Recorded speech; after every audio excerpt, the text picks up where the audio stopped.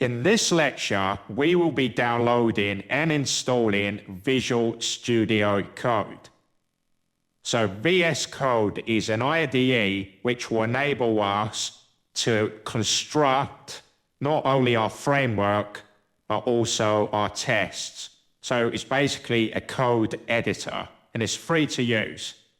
So what we're going to do is, first thing, we're going to open up Chrome. Then what we're going to do is type in VS Code, download. So select the following option. Then we're going to navigate to the following link here. So what we're going to do now is we need to select the correct version based upon our operating system. So again, I'm using a Windows machine. So I'm going to select the following option. And once you've clicked on that option, you will see that it will start downloading VS Code. Okay, so once the download's complete, we're going to follow the same process. So what I'm going to do is hold down my mouse key and then drag it to the desktop. So once I have the installer on the desktop, double click the file, and then we're going to proceed with installing VS Code. So I'm going to set the terms and conditions, click Next, leave it to the default location that's specified, click Next, Next again. I'm going to leave everything as it is. However, I'm going to select the following option to create a desktop icon. Click Next and click Install.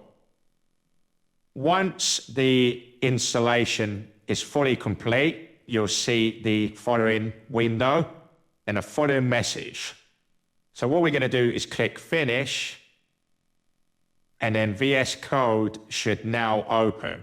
And as you can also see on the left-hand side, there is an icon showing VS Code. And as you can see, I've already got an existing project open. So what I'm going to do is go File, New Window, and you should be presented with the following. So as you can see, we've got no projects open. I'm going to close the Welcome tab, and now you should be presented with the exact same window.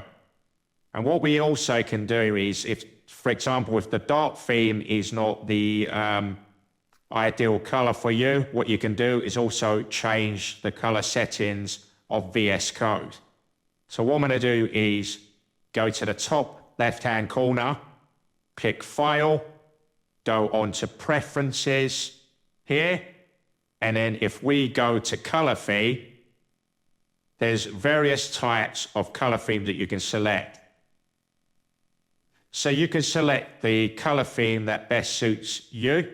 For example, we have quite a variety of different color themes, but what I'm going to be using is the top one, which is Light Visual Studio.